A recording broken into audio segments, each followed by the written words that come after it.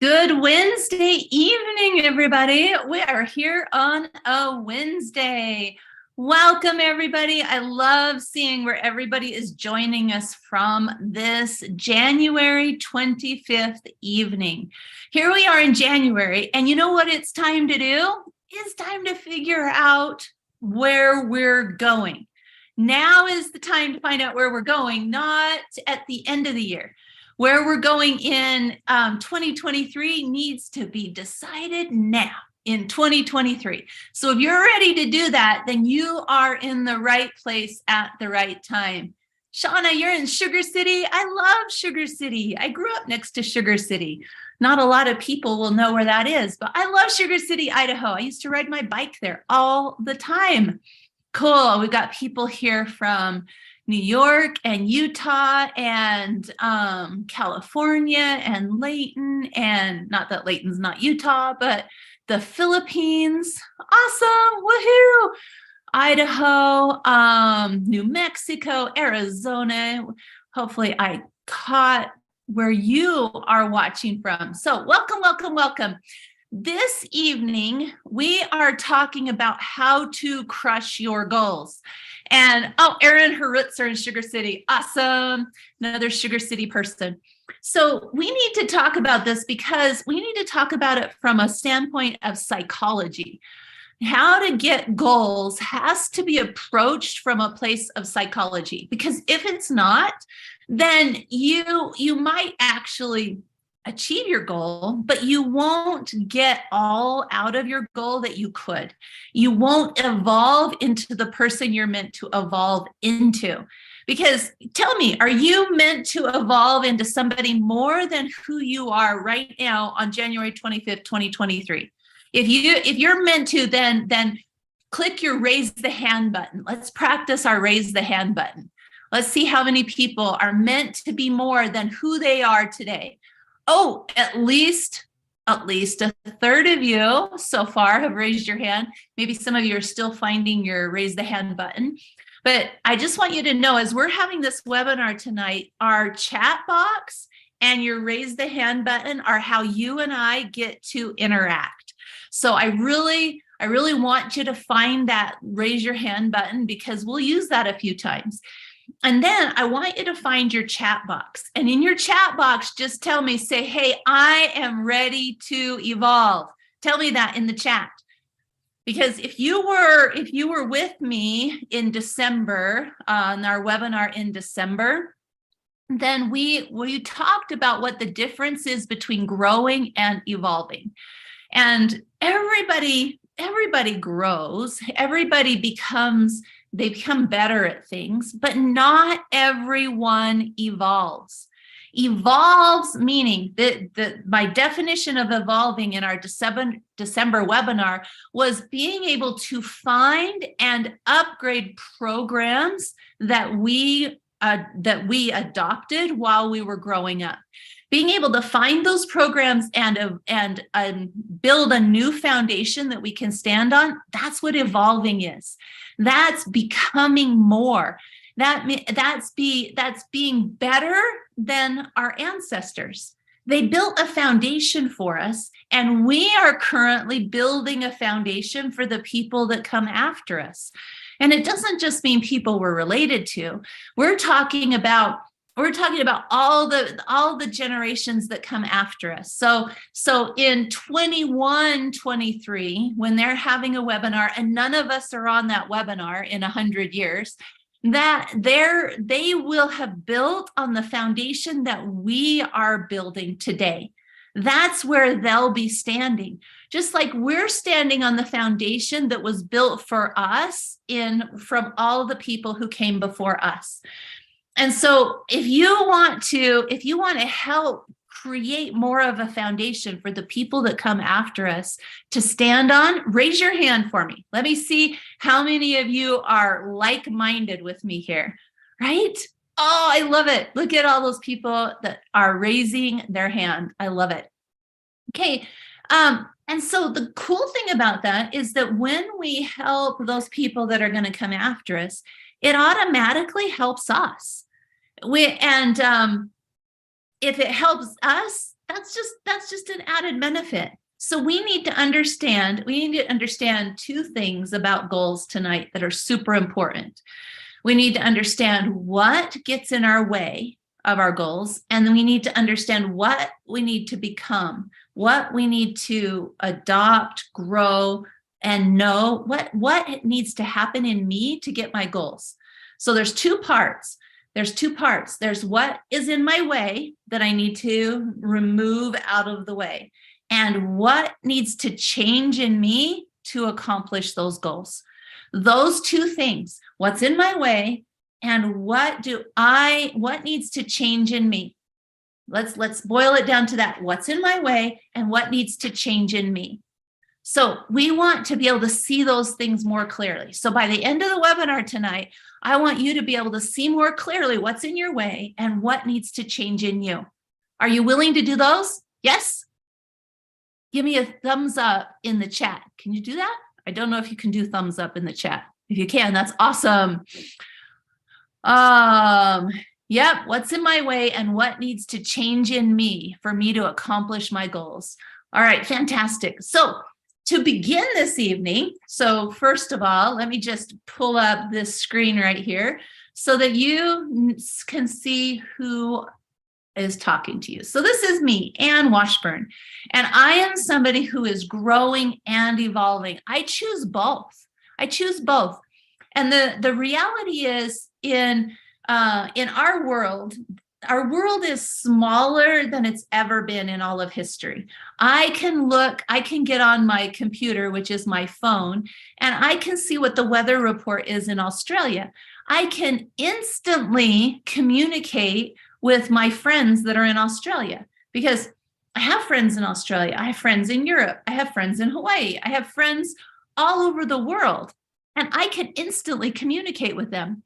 Well, with that instant communication, it makes the world seem much smaller because we can access the world so quickly.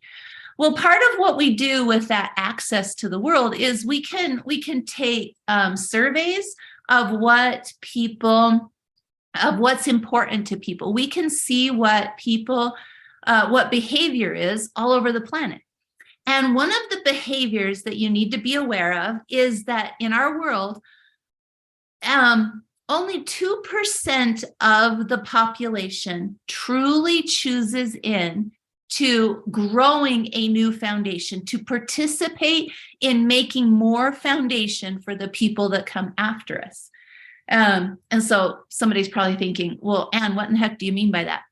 What I mean by that is there's been studies that have suggested that the people on this planet who are willing to choose in and actually do something to upgrade themselves, to upgrade their programming is really only 2% of the planet.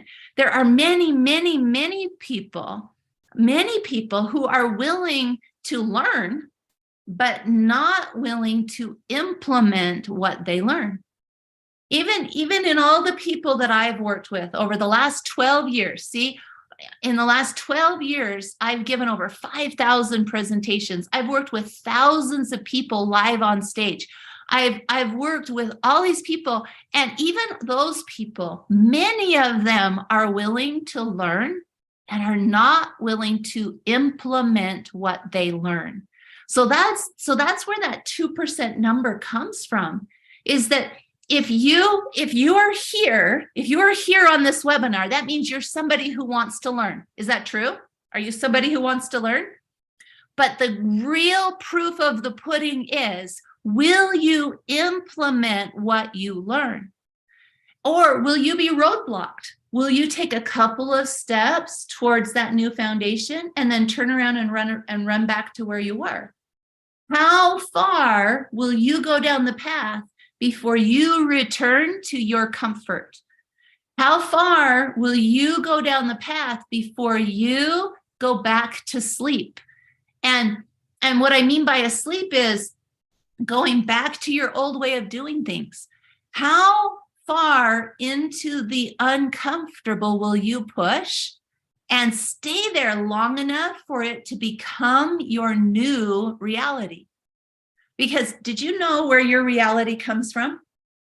It doesn't come from what's around you. It comes from what's up here. That's where your reality comes from. So tonight, I intend to teach you about where your reality is coming from and why you avoid upgrading that reality. Because it's not that you're bad. We're all wired that way. Humans are wired to hide from an upgraded reality. It's simpler, it's easier, it's more comfortable. In fact, look at this slide. I made this literally 5 minutes before I got on this webinar tonight, because I'm like, I need to talk about the fact that our world is asleep. Our world is asleep, and it is blind in many ways. It can't see because of the cloud that is over us in our world. And this cloud is, and I'm going to talk about it tonight. But this cloud happens because of comfort, distractions, judgment, victim. My definition of victim is people that believe that something outside of them has to change for them to be able to have what they want, to be able to become what they want or be who they want, that their happiness or their accomplishment is dependent on those outside of them. That is in my vernacular, that is giving away your power. And so that's becoming a victim. And consequences are out of proportion. So for example, my husband sometimes gets stuck in YouTube rabbit holes. You've never been stuck in a YouTube rabbit hole, any of you, right? No, you don't have to admit it.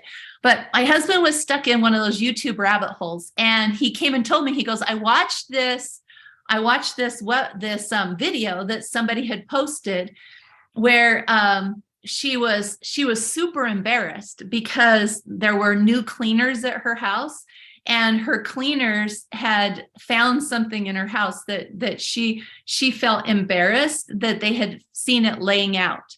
I don't know what it was, but she was hiding in her bathroom doing this video. Okay, so think about what's going on here.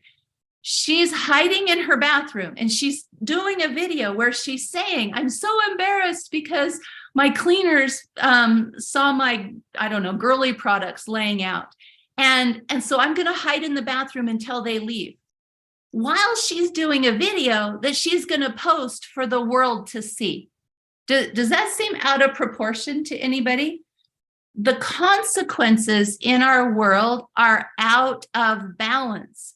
She feels a big consequence if she has to face talk to her cleaners, but she feels no embarrassment putting the video out on the internet for everyone to see. And I have no idea, I didn't see the video, so I have no idea how many views it had, but I guarantee it was more than one because my husband saw it, and I'm sure at least one other person did. And so that's already more people than her cleaners. But the consequences in our world are out of balance. We feel no consequence in letting the world see our private life, but we feel a consequence of facing them in person. And so we don't see consequence of our actions on the internet. And at the same time, we feel over bigger consequences than should be for little things that happen. Because if somebody else videotaped us and put us on the internet, then we would feel overly exposed. So the consequences are out of balance. And all of these things are causing our world to be in a fog. And this fog is kind of like sleepy dust. And it's causing us to be asleep to what our real purpose is, to what our real abilities are. Is this making sense, or am I just like, this is just for me? And I'm, you know me, I'm fine talking just to me, while a couple hundred people listen to me. But I want to know, does it make sense? Have you noticed this? Does the world seem asleep? That's just the best word I have for it. Asleep would be not paying attention or paying attention to the wrong things, or not being able to, let's see what I wrote in my notes. I called it, they're lacking observation skills. They're lacking observation skills. Have you noticed that?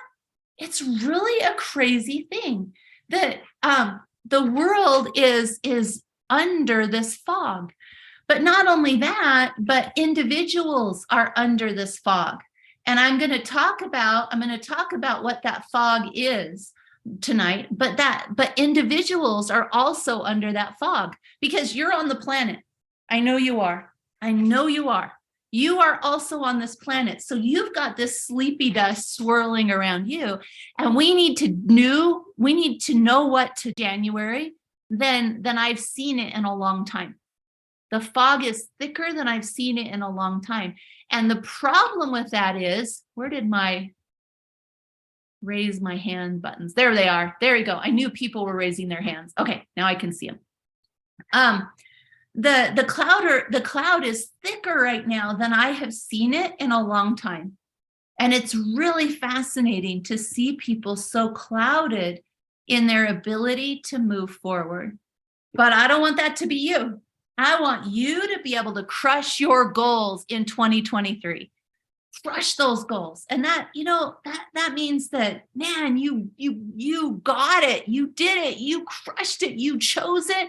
You held on long enough to become the person who could accomplish that goal. Because that's the thing. The getting the goal is cool, but becoming the person that can get that goal, that's cooler. So let me say that one more time. Getting the goal is cool, but becoming the person that can get that goal, that's what's super cool. Being able to have repeatable skills.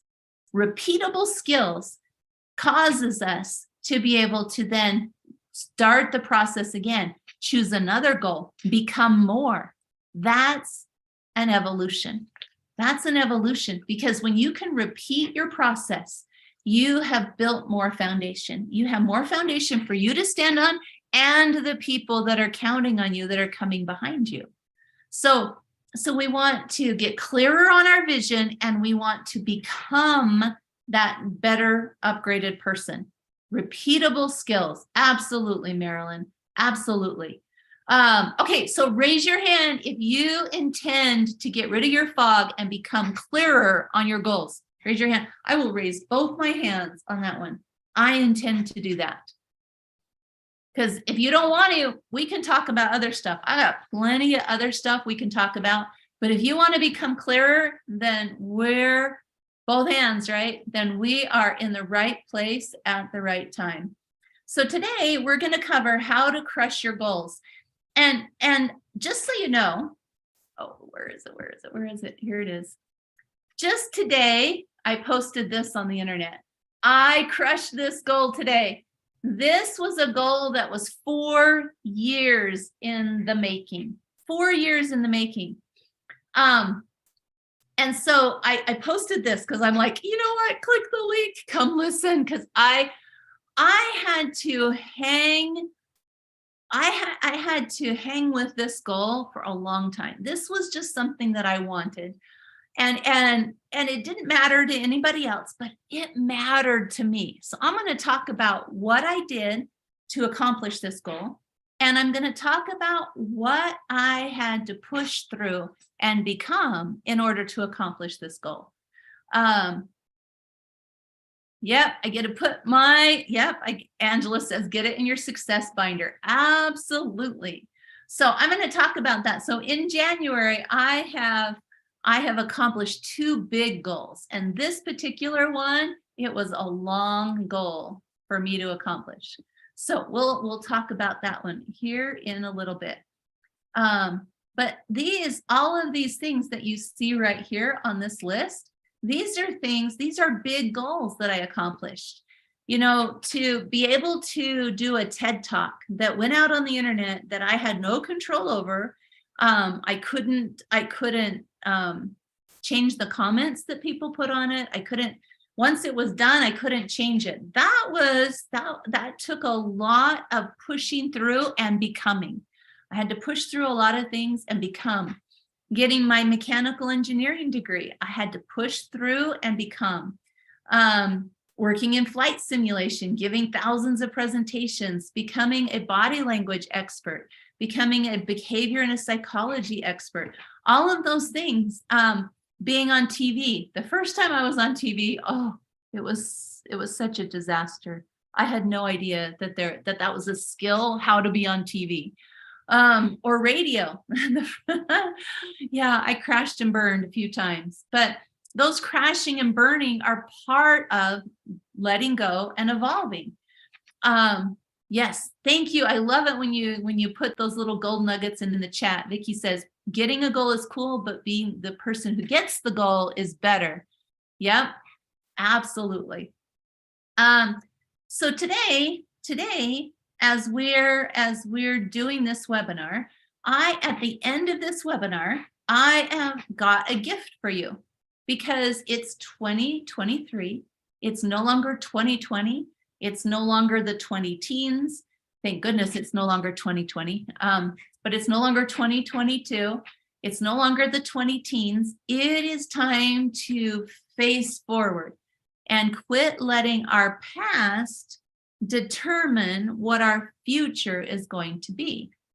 And so, like in breakthrough coaching on Monday, I said that we have to be careful. Where are my notes from Monday? Right here. We often will look at our past and, based on the past, decide that we can't believe that the positive future is possible. So I want to help us get past that thinking. I don't want you to look at your past and decide that your positive future isn't possible. So tonight, it is night, right? Okay, yes, it is night. Tonight, there's some qualifications that are necessary. There's some qualifications in order to get that gift at the end. And here's the qualifications. You have to desire to upgrade. You have to have a desire to be more than who you are, to evolve to that next level, to build that foundation. So check in. Do you meet qualification number 1? Do you have a desire to upgrade?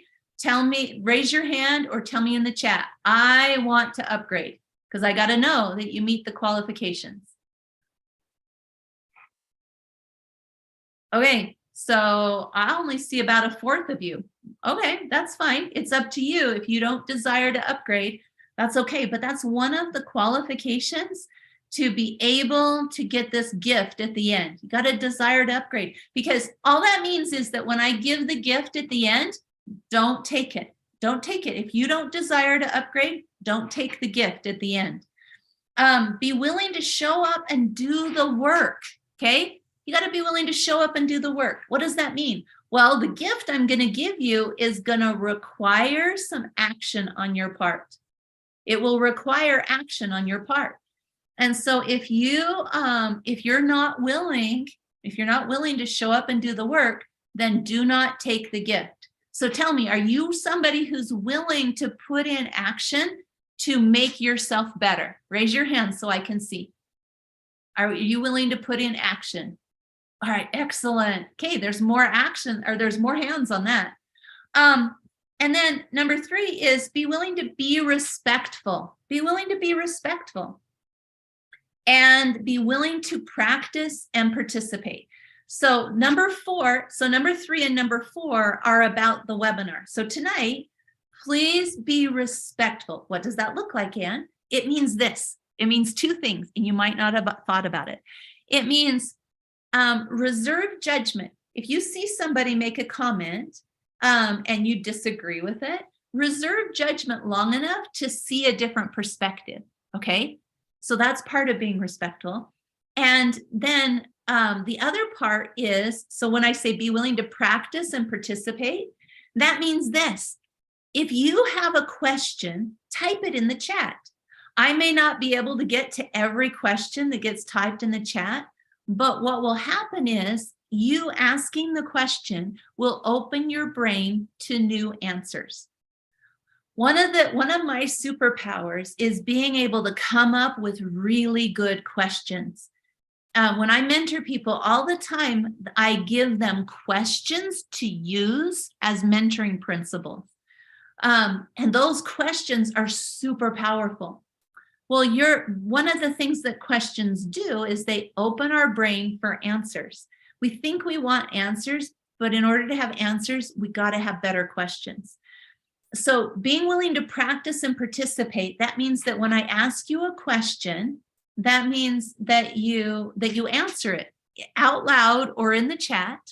And then,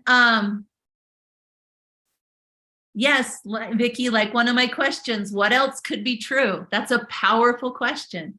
And so tonight, if you have a question, like something that I'm teaching you sparks a question, type it in the chat, because that'll open your brain for an answer. But there'll be other people on the webinar that didn't know how to word their question, and they'll see your question and they'll be like, oh, that's what I was wanting to ask, and I didn't know how to ask it. So that's what we want to do is tonight, will you be willing to be respectful and be willing to practice and participate? So, wait, let me lower the hands. And then now that you've seen all of these qualifications, raise your hand if you meet these qualifications. Awesome. Ronald, I'm willing to upgrade and stay uncomfortable long enough to change for the best. Awesome. Love it. Okay, so at the end of the webinar, I will give you this free gift. The other thing that will happen at the end of this webinar is I'm going to give you a chance to book a phone call with me where you can ask about my mentoring, about my breakthrough coaching and my personal mentoring. And I want you to know that up front, that I'm going to give you that option. And I'm going to tell you during this webinar why you would want to do that. But I want your brain to be able to think about that and go, oh, maybe I do want to talk to Anne, because on that phone call, I'm going to help you become clear on what your goal is that you're really working towards, really what your first goal is. Because some people, I notice, they have so many goals that they don't know where to start. Other people, they don't know what to want. I ask them, what do you want? And they're like, I don't know what I'm allowed to want, or I don't even know what to want. So I just want you to know here at the beginning, at the end, I'm going to give you a chance to book a call with me. And so if you want to be able to talk to me about that program, then I would suggest that you take a screenshot of this, or if you take a picture of this right here, it'll let you go to the link. Okay. Yeah, Tina says, Anne is great to talk with. I'm not scary, right? Some people think I'm really scary, because the thing is that as a body language expert, even though this is a phone call, I can hear in your voice tone your body language. So I can quickly help find what's in your way to be able to get you to your next level of you, to get you to the next level of you. So tonight, those are the qualifications. This is the opportunity at the end, and you're going to receive a gift. So to receive the gift at the end, you must attend to the end of the webinar, and then receive this gift and take action on the gift. Cool? Oh, I love it. Sarah says, you're not scary, but I was definitely nervous. That's a good way to be. That's a good way to be. All right. So are we ready to go? Are you ready to learn something new? All right, let's get going. Okay, so the first thing I need you to understand is why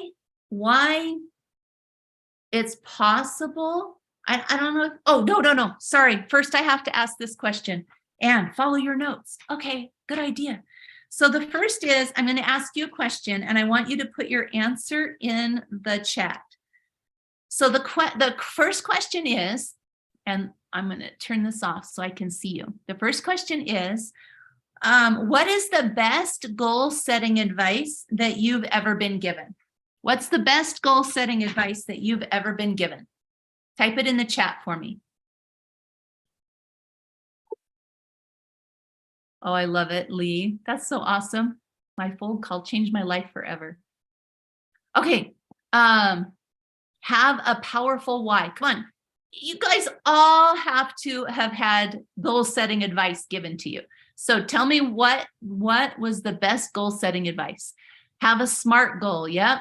Make your goal time bound. Choose a realistic goal. Write them down and read them every day. Put it on my vision board. Brainstorm and write it down. Have an accountability partner.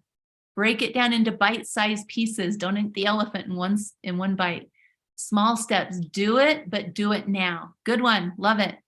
Write it down. Read it every day. Write it down so it's visible and remind you. Small steps. Pick something you're actually already working on.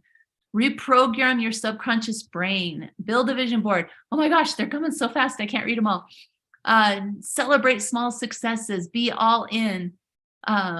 Believe it's already yours. Do something every day. Take action. Pick what you actually want. Honor the Most High that has already been given you. I love it. Love it. These are awesome. Oh, thank you. Yes, we're also watching this. Everybody that's on YouTube, put your answers in the comments as well. And Adam is monitoring that for me, and he'll capture all of those. Thank you. And so create your 90-day challenge and spend 30 minutes per day taking action towards it. But how do you choose the first or the next goal? Great question, James. Stack it. Yeah. Habit stacking, right, Rebecca? Stack it with something you're already doing. Live in the present moment. Get rid of something you don't want. Fill it with positive. Whew. Now we need to all take a breath, because we've all been given lots of advice on how to achieve a goal. So in order for you to understand my come from on achieving goals, I'm going to give you some examples from this week of people that I've been helping with their goals. Will that be cool? You guys want to have a little glimpse into it, because I do this every day. This is what I've chosen to do for a living. Who will this help? See the people benefiting. Oh, all great, you guys. So I'm going to give you some examples from people that I've worked with this week. So for example, on Monday, I was working with somebody, and I asked them, I said, hey, what's your goal? And they said this. They said, my goal is to have peace. Have any of you ever had a goal that your goal is to feel a certain emotion? Have you ever set that as your goal? Well, the reality is emotions are not a goal. Emotions are not a goal. What are emotions, Anne? Emotions are flow. Emotions are flow. And flow is power. So for example, if you saw me, I just reached down and grabbed the power cord from my computer because I didn't realize it was unplugged and it was on the floor. So I picked it up and I plugged my computer in. And when I did you hear that beeping sound? Did you hear that? What that means is power was flowing.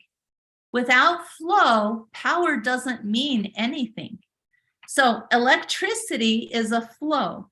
And until I plug this in, there is no flow to that electricity. So the power is not getting used. So just like electricity flows through a wire, and that creates power, emotions must flow in order for power to be accessed. So if you follow me at all, I talk about how in our life we have certain coping patterns for emotions, and these coping patterns we learned as a child. And these coping patterns were there so that the people around us would keep taking care of us. They would keep us alive. Because humans are unique, because humans are born before they can take care of themselves.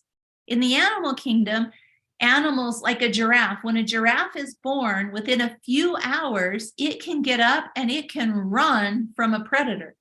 It doesn't take very long for it to be able to take care of a lot of its own needs. But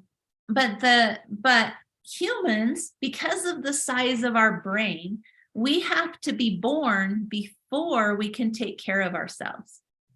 And if you listen to me in December, I talked about how that me, Anne, I have to have a foundation that I stand on. I have to have a come from. And my come from is God created this planet, and the God cares about us.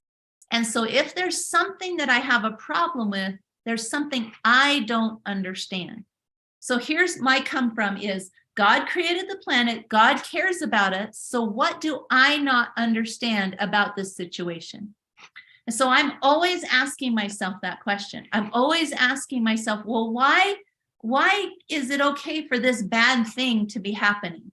Why is it okay that we are born while we're helpless? Because since we are born as a helpless baby, we have to be able to get adults or others around us to keep us alive long enough. I mean, for a long time. We rely on those adults to keep us alive for years before we can go out on our own. In fact, the way your brain is wired, we do not arrive at a place where we can make problem-solving decisions until about the age of 8. And then our brain is still developing in its problem-solving skills clear up into our 20s. And then from then on, it's our job to use those skills that took years to get access to. It took years to get access to those. We are then supposed to use those skills to choose to upgrade ourselves. So, okay. Let's ask this. How many of you were on my December webinar? How many of you were on my December webinar so you know what I'm talking about? Raise your hand so I know.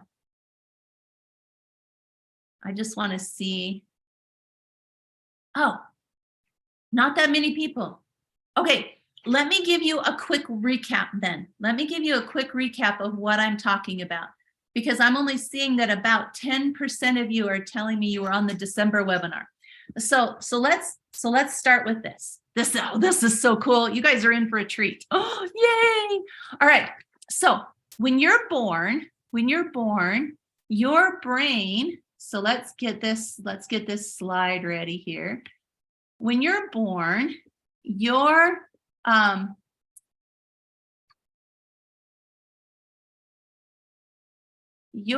have two parts of your brain that are online. The right side of your brain is online, and your emotional center. That's really all that you have. Okay. So what that means is that when you're this new baby, somehow you have to be able to enroll the adults around you into taking care of you. And so how does a baby enroll the people around them to take care of them? What do they do? They cry. Yeah, they cry. And you know what else they do? They look cute. Some people don't think babies are cute, but I do. Yeah, they smile, they laugh, they scream, they use their emotions, right? That's all they have. Yeah, they coo, right, Dawn? So when we're first born, all we have is the right side of our brain and our emotions. And from that, we are trying to enroll our parents or our caregivers into taking care of us so that we will stay alive. And so remember my come from. My come from is that God created this planet. God cares about me. So why is that okay? Why is it okay for me to be born a helpless baby and that I have to be able to somehow stay alive? Because like when I had my first baby, I remember holding him and thinking, oh my gosh, I have never felt this emotion before. I felt different emotions for this baby than I'd ever felt for anything before. And I remember thinking, is this how my parents felt about me? Because my parents kept me alive, right? I'm still here. So no, they didn't take care of me perfectly, but they did take care of me. And so these babies, what's going on is the right side of our brain, let's see if I have my brain slide. I do right here. The right side of our brain is where we feel emotions. It's nonverbal. It's where our coping patterns are. And it's where our intrinsic memory is. Intrinsic is memory that we can't put words on. Okay, that's what intrinsic memory is. So what that means is, because the right side of my brain is online and my left side of my brain isn't yet, I will absorb the patterns or the feelings of the caretakers around me. Because if I can mirror to them what is familiar to them, they will be enrolled in taking care of me. They'll be enrolled in taking care of me. So I am absorbing programs directly into my subconscious when I'm a baby. Is this too deep? This is super cool stuff, but you just got to tell me if I'm going too deep.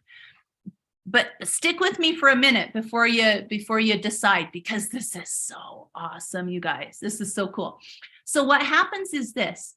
From my right side of my brain, where these coping programs are, and I'm connecting to my caregivers, I am developing a sense of self. My sense of self is beginning to develop. So I connect with my parents, I connect with my caregivers, and I start to get a sense that I am valued, that I matter. So I start to absorb programs, but the programs that I absorb are from my parents. Now, who was raised by perfect parents?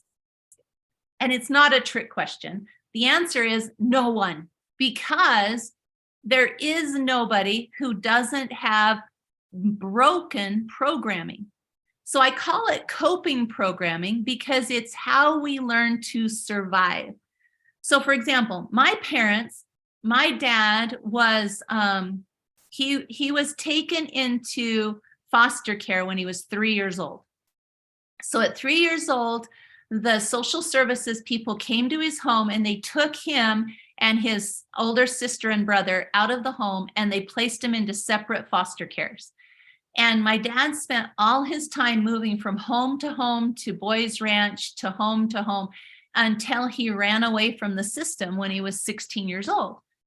So my dad didn't really know how to raise a baby, right? He didn't know how. My mom, she was raised in an abusive environment, all kinds of stories from how my mom was raised.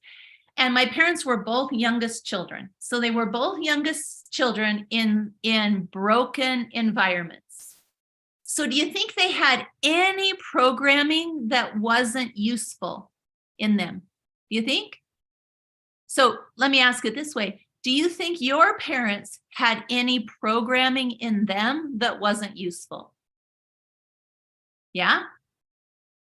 Okay, nobody's saying yes. Tell me in the comments, did your parents have any programming that wasn't useful? So now you, as a baby, you are wired to absorb their programming. Oh, there's all the yeses. Okay. So there's just a little bit of a delay. So I now, as a baby, I have absorbed directly into my subconscious the coping programs that match my parents, So let me give you an example. So that I guess the way I should say it is that caused me to connect to my parents, that caused me to fit like this puzzle piece. I absorbed the coping programs that will best fit with my parents. Right? Sarah says, I've spent a lot of effort to unlearn my mom's stress habits. Yep, absolutely. So remember when I said, in order to achieve our goals, we have to know what's in our way. Well, one of the things that's in our way, listen to these words, is the comfort of my programming I got as a child. So for example, when I was 2 years old, my mom had me and my brother really close together. So I was 2.5 years old, and my little brother was in a walker. So remember back in the days where there was a lot more danger for kids, they would put him in these rolling seats that they could roll all over the house. Well, there was also a staircase that went down to the basement. And this staircase, my mom always wanted the door to be closed so my brother wouldn't fall down those stairs. Well, it was Thanksgiving Day, and my mom said, go downstairs and get your dad for dinner. And so I'm obedient, and I open the door, and I know that my mom will be upset if I don't close the door. So I'm like, okay, I got to close the door.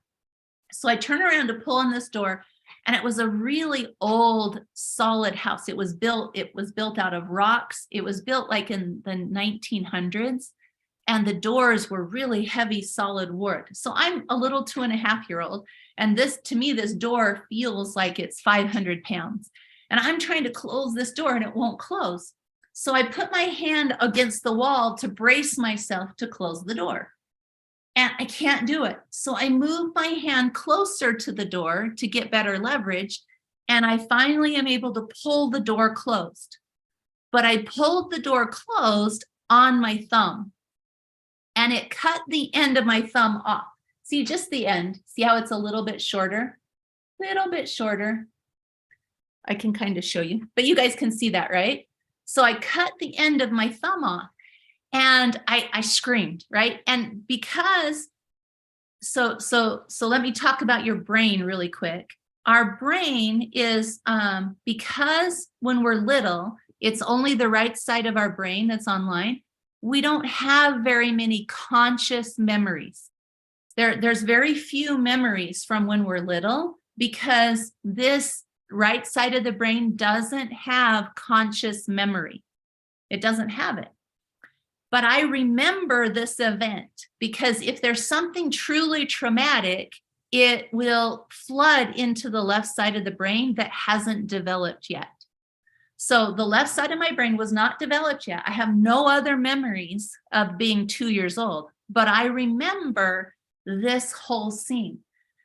So I remember my dad, I looked down the stairs because I needed help. I was helpless.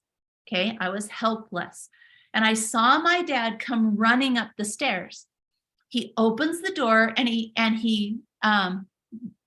jumps into the kitchen, runs to the bathroom, and grabs a towel to wrap around my thumb. Now, remember, I'm my parents' oldest child. So the towels they had were still from their wedding. And I'm a 2-year-old, and I knew, looking down at this towel, it had a gold letter D on the towel. And I knew that towel was from my mom's wedding and that it was important to her. I'm a 2-year-old, you guys. Do you think I had a conversation with my mom where she said, hey, you know what? At my wedding, I got these towels, and so-and-so gave them to me. I probably didn't have that conversation. But because I'm a baby, and the right side of my brain is very open to absorbing programs, I had a sense of how important that towel was to her. I had absorbed the feeling of that. And so my dad puts me in the car and he's driving me to the hospital, and I'm watching this towel turn red. And I am thinking my mom is going to be so upset because her towel is ruined. Why would a 2-year-old think that, you guys? I'm thinking that because my programming has been absorbed from my parents. Is this making sense, what I'm describing? Have you absorbed any programming from your parents? Have you done that? I bet you have. And if you don't remember it, that's okay. I can teach you how to recognize and upgrade it. That's what I specialize in. So we get to the hospital and my dad opens the door, and I don't know why, but this hospital has 3 flights of stairs to go in the front door, right? Yeah, right? Nikki totally gets it. She had a similar experience, right? And so my dad picks me up and starts running up these 3 flights of stairs. And you know what I was worried about? Not my thumb, not the towel. I turned to my dad and I remember with my left hand, hitting him and going, "Dad, you have to put me down. I'm too heavy for you. I'm too heavy." Here's another program. How would I know that? I'm 2 years old. I'm teeny. Why would I think I'm too heavy for my dad? Well, this is programming again, right? My parents' whole life, my dad was super skinny. He was so controlled. His weight was controlled. And my mom was always on a diet. She could not control her weight. My dad, rigid control of his weight. So my parents were super skinny, and my mom always was about 400 pounds. And so this was the programming that I absorbed. I had absorbed all of this programming. So now we got to go back to my foundation, right? Why is that okay? Why is that okay? Right? Because I had absorbed programming that I was too heavy for my dad to run up the stairs. My mom's towel, that she was going to be upset. I knew how they felt. I knew how they felt. Well, the reason we know all of this about the left and the right side of the brain is because there was a neuroscientist who she had a stroke, and the stroke was in the left side of her brain. And she lived through it and was able to fast forward the medical community's understanding of the left and the right hemispheres, because she was able to describe all the things that happened when the left side of her brain went offline. So just like I'm describing what happened when I was 2, when only the right side of my brain was online, she was able to put that into textbooks for the medical community. And so what we know is the right side of the brain and the left side of the brain control different parts of us. The left side of the brain, why these are far apart, I don't know. The left side of the brain is where time is.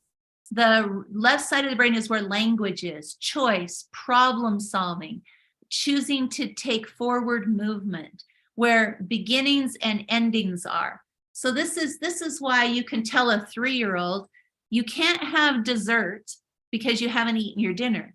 And the child has a meltdown, because what the child heard is, you will never get dessert ever again, because they don't have a concept of beginning, middle, and end.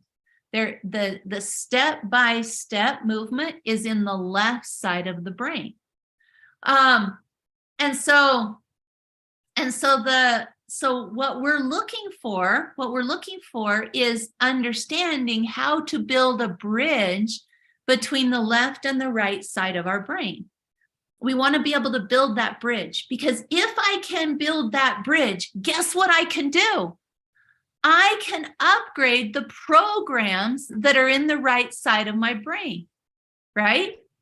The programming. So let's go back to here. So I absorb coping programs. So that's what this little symbol represents, is a program. I absorb programming directly into the right side of my brain to help me stay alive. And I absorb it from siblings, from friends, from caretakers, and from experiences that start to build a shape of what my world is, right? Exactly. And so when we're at about the age of 8 years old, our left side of the brain begins to come online. And it keeps coming online until about the age of 26 years old. So 8 years old, I start to be able to have more executive functions. I have more problem-solving ability. I have more executive thinking and beginning, middle, and end. And so now this comes online, and I'm not functioning on a day-to-day basis of understanding that my behavior still is coming from that right side of my brain. My coping programming, my survival is coming from the right side of my brain. This is, come here, program. This is coming from the right side of my brain. So now as an adult, I'm like, why do I keep behaving like that? Well, the reason I keep behaving like that is because of the programs in the right side of my brain, but I don't have words for them because they were absorbed in before I had that bridge of language. So if I can build a bridge, I wonder if I have a bridge. Let me see. Bridge. Oh, there's a bridge. Okay. So if I can build a bridge between the left and the right side of my brain, I can upgrade the coping programs that are running my decisions and my actions as an adult. Who's excited about that? If I can build a bridge between those two sides, I now have the ability to change my childhood programming. And you know what that is? That's what I mean by evolution. That's what I mean by upgrading. When I can quit being driven by the programs that were absorbed directly into my subconscious, I can create that new foundation that the people behind me can stand on. But not only them, I get to stand on it. I get to stand on it first, right? I love that we can change, Tori says. It's happened to me and has helped me so much. I love that, Tori, because this is what we have to do. This is what's in our way. Our programming is one of the things that that's causing that fog on my ability to see my goal. And the thing is, remember my story. I was worried about the towel and my weight. I was 2. I was worried about the towel and my weight. Were those my programs? I want you to think about that question for a second. Were those my programs? Or were those my parents' programs? They were my parents' programs. But guess what? Now, this is what they mean by generational programming, is that I have adopted my parents' programs. And why? So that I can have a chance to upgrade them. So I can have a chance to choose something different. Because look at this again. I gotta move this to where we can see it faster. Look where choices are. Are choices in the right side of the brain? The choice is in the left side of the brain. I have to be aware of the program in order to upgrade it.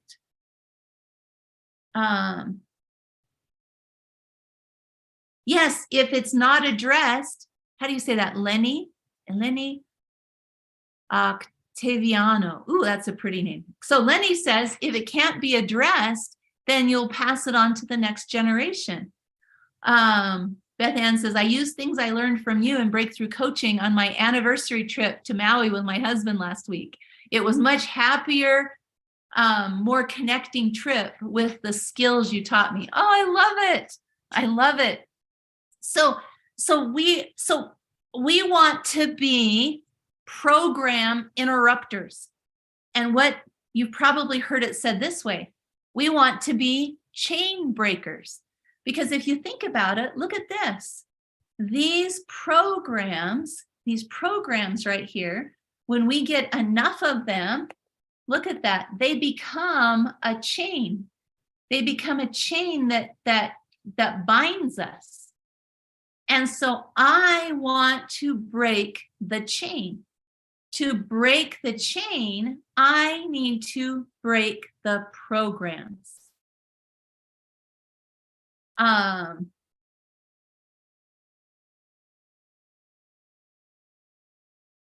I love that, Sarah. That's awesome. Yes, I love all of your comments, you guys. Wonderful comments. And you're doing your job. You're participating. Woohoo! Yeah, Tori says, I love being a program interrupter. I want to do it more often. Exactly. But here's the problem. Here's the problem. Guess how programs feel? How do you think a program feels? Because remember, the program is on the right side of the brain where the feeling is, the non-verbal feeling. And so the programs feel comfortable. They feel comfortable. Oh,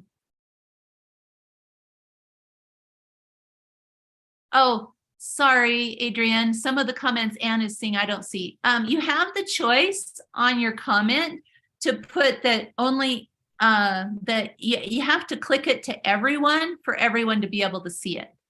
I'll try and pay attention to that. But I probably won't be able, there's just so many, I won't be able to keep track of all of them. But look, this is what I call, if you've listened to me in the past, I call this your self-sabotage zone. The comfort zone is the place that we feel safe, familiar, and in control. Even if we're just using coping programming and it's totally ruining our results, that coping program is going to feel comfortable. Familiar feels safer than unfamiliar. Okay, let me say it that way. Familiar feels safer than unfamiliar. So your brain, can we stay till midnight? Because I just totally want to give you all the science that's going on here. Okay, not really. We can't stay till midnight, but I'm going to give you everything I can in the next 49 minutes. So remember, your coping programs went directly into the right side of your brain. Oh, we have to look at this version of it though. And what is the right side of your brain interested in? It is interested in surviving. It wants to survive, right? The right side of our brain wants to survive. And so now, sorry, I'm sharing extra slides than I planned on. So that's why I have to scroll between my slides, you guys. Is that okay if I share extra? Okay, cool. And so since the right side of our brain that controls our subconscious wants to keep us safe, it wants to keep us alive, it's interested in our survival, it will see those broken programs from our childhood as what keeps me safe. So my subconscious will try to encourage me to go back to my comfort zone if I leave it. So look what happens. In order to grow, I have to leave the comfort zone and I have to learn something new. But in order to get to learning something new, I first pass through a state that feels uncomfortable. And so here I've labeled it the fear zone or the self-sabotage. This is why we will sabotage our own results. But that's not you, right? Have you ever sabotaged your own results? Have you ever sabotaged a diet? Have you ever sabotaged a new job? Have you ever sabotaged, have you ever not been too afraid to step into something big, and so you sabotaged yourself, right? All the time. I left the comfort zone kicking and screaming today, many times. Yeah, right? All the time. So I want you to see what you're up against. So what'll happen is when you step out of the comfort, your right side of your brain is looking for an excuse or an encouragement to run back to the comfort zone. Okay? Your brain is looking for an excuse to come or an encouragement to come back here. So we will step into comparison, blame, fear, what ifs. Have you ever said, oh, but what if? Oh, Sarah, all the time, my anxiety wins. Oh, great question. Adrian says, what does this one stand for? Where are you seeing that? Right here. Why taught him? What I think others think about me. Got it? What I think others think about me. What I think others think about me. So for example, right now in my breakthrough coaching, everybody in that group has an assignment this week to notice when they're afraid of other people's judgment. Because, right? White Totem is a big crutch. Yep. Thank you, Adam. Oh, I forgot to tell you guys, we have Adam in the background who is handling the technology for us. We are so glad that we have Adam. He is so helpful. So thank you, Adam. Everybody, round of applause for Adam. We're so glad. And so he typed it in there for you. What I think others think about me. Not what other people actually think about me, but what I think they think about me. Because listen carefully to this. What I think others think about me is seen through the cloud of my programming. What I think others think about me is seen through the cloud of my programming. It is not seen through clear vision. It's seen through the cloud of what I think others think about me. And so I have to hold my ground through this long enough to learn something new and accomplish a goal. If I can hold my uncomfortable, through all of these stages, I arrive at this place, which means that this is my new comfort zone. You have to hold your ground. You're uncomfortable. But humans, this is part of the cloud that's on our planet right now, is the generation, we can call them the cell phone generation. The cell phone generation has been raised with more comfort than ever in history, with more safety nets than ever in history. But they don't know it because they've never experienced anything else. And so their comfort zone is smaller than ever. And it's more, their comfort zone is, what's the word? It's more tempting. than ever before.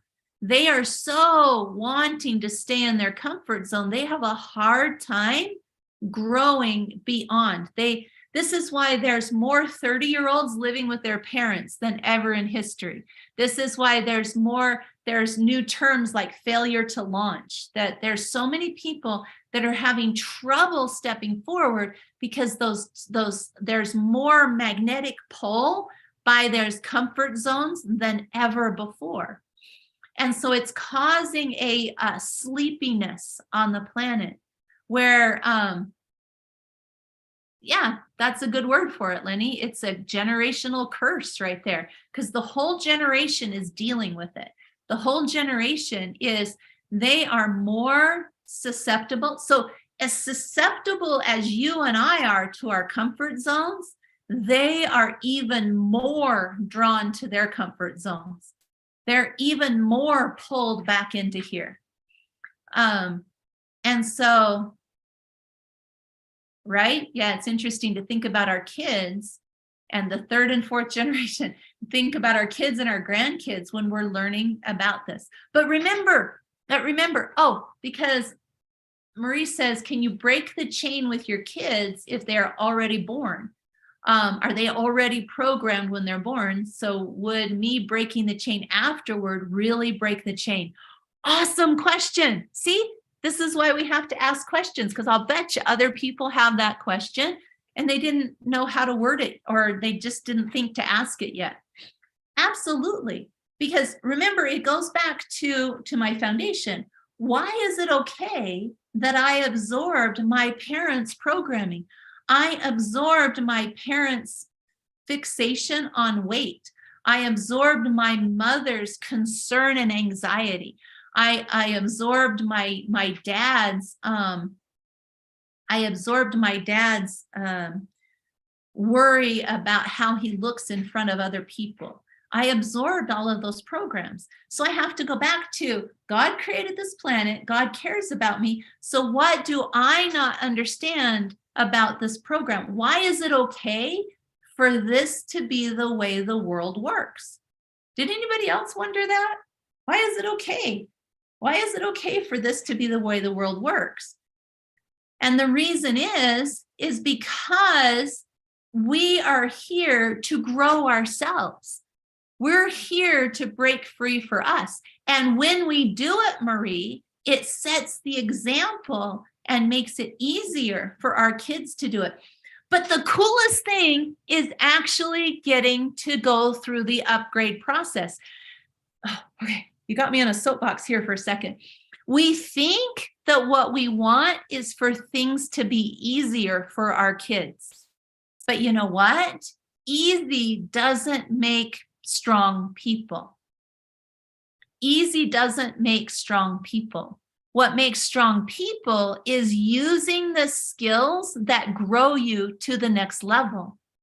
And so it not only is it possible, Marie, but it's the most coolest thing is that when I upgrade me, I actually send a message of permission to people around me to upgrade them.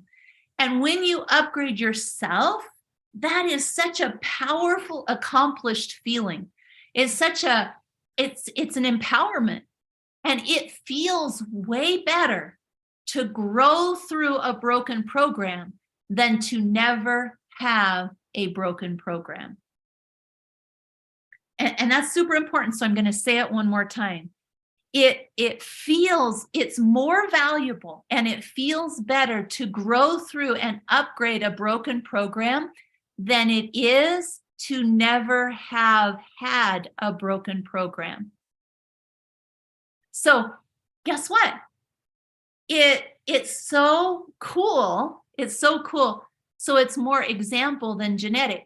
It's some of both, because now your grandkids, they're going to feel the difference about you, right? So then they're going to actually feel that permission to upgrade themselves. And so this is why it's okay, right? It goes back to my premise. God created the planet, and God cares about me. So what do I need to figure out? What do I need to learn? Why is this okay? And the reason why is because growing and getting stronger is more valuable than never experiencing a hardship. And God wants me to grow. He wants us to grow. So guess what? We have to have something to grow through. And so I think it's elegant the way it's all been put together so that we are given broken programming in the safest environment possible, a family. We're not going to get perfect programming. We're going to get opportunities to get stronger through the upgrade. So just like I go to CrossFit every day and I get all kinds of calluses on my hands and I lift the same stupid weights over and over and over again, but it makes me stronger. I get stronger every time I do it. So we want to want strength instead of want ease. You need to want strength more than you want ease. Because if you want, and then I'll get off my soapbox here. If you want ease, you will get resentment. If all you want is easy, you will get resentment. But if you value strength, you will get empowerment. You will trust people more. You will have the ability to move forward faster. Okay? Yeah, thank you, Ginny, for putting that in there. Want strength instead of ease. Ease will give you resentment. It will. And I see this all day long. There are so many of our millennial generation who they're so full of resentment because they believe that people outside of them have to change for them to have a chance. And that's not what we want. We want the ability to be able to grow ourselves.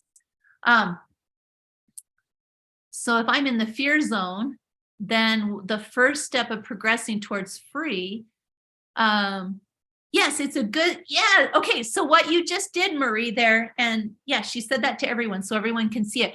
What you just did there is what I call relabeling the emotions. See, we will quickly notice these things when it's brought to our attention. And then what we'll do is beat ourselves up for it. But what we need to do instead is relabel it and say, oh, just like Marie just did. Oh, this is a good sign I'm going in the right direction. I'll take a deep breath. I'll let go of the blame and I'm going to go acquire a new skill. I'm going to solve the next problem. I'm going to deal with the next challenge and expect that will put me on the path to achieving my next goal. And that is a beautiful, beautiful place to be. Because when I achieve that next goal and I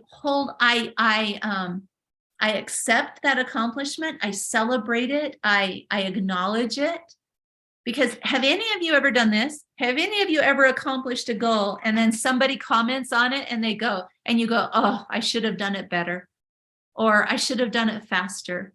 Or I don't look, maybe you achieved a health goal and you're like, well, I don't look as good as I hoped I would. And we totally discount our accomplishment. Have you ever done that one? Right? We will okay, soapbox, I have to have a drink of water.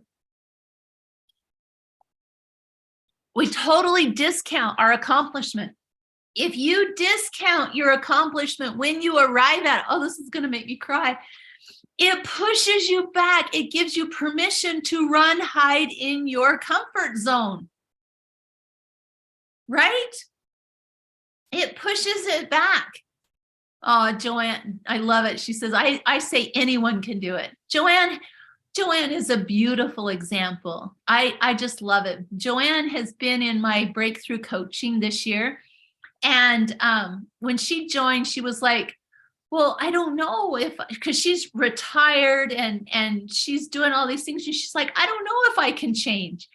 And she's like, is it too late for me to change? And I'm like, absolutely not. Absolutely not. And she's been a beautiful example, watching her push through her comfort zone and being willing to receive help and being willing to upgrade herself. We can all do it. It doesn't matter how old we are. It doesn't matter what stage of life we're in. It doesn't matter. It doesn't matter how many times we've done it wrong. We can change. We can make it through the steps and push through the temptations to run back, acquire a new skill, achieve the goal, and then acknowledge. I'm going to write it here for you. Acknowledge. I don't know if I can spell. Acknowledge. Yep, that's the word. And accept the accomplishment. That's a lot of A words, accomplishment. Yep. So we need to acknowledge and accept the accomplishment. That is owning the new comfort zone, the new level. The new level. Wanted to see that one. He said, 10 people told me that what I did was awesome. One told me it was junk, and I believed the one. Michael, I'm so glad you brought that up, because that's one thing I wanted to touch on. So, okay, I got off my soapbox now. Everybody take a deep breath, because we've learned a lot. Have you learned something new tonight? Hey, do you have a new understanding than you had before you started tonight? If you do, raise your hand for me or tell me in the chat that you understand or see something different than you did before. Okay, cool. Because that's what I want. That's what I want, is for people to be able to have a new understanding. I love it. Delbert says massively upgraded. Excellent. And so that's so what this comes down to is this. Our programming that came from our parents causes what I call worthiness programming. Okay. So notice I said we get clouded by worthiness or deserving programming. So now let me give you a couple of examples. So I'm going to give you one example of a gentleman and one of a lady, okay? Because these are two different mentoring appointments that I had this week. So one of them, let's start with this one. So this wonderful lady, she came to her appointment, and we were talking about her goal. Because when I personally mentor you, I'm going to ask you, in fact, before you even come to your appointment, you have to answer questions. Well, have to is a strong word. You get to answer questions about your goal. What is it that you want? If somebody asks you what you want, would you be able to tell them? Do you know what you want? Because this is part of the clouded problem on the planet. People are so stuck in seeing the problems in people around, outside of them, out there, that they have forgotten how to know what they want. Okay? They're so focused outside of them that they've forgotten how to decide what they want. Right? Oh yeah, Lee, I love that. She's like, my room is clean now. Thinking of a new goal is difficult. Because we get focused outside of us. And so I ask people, what do you want? And they're like, I don't know what to want. Because we get stuck in permissions. We get stuck in worthiness or deserving. Okay.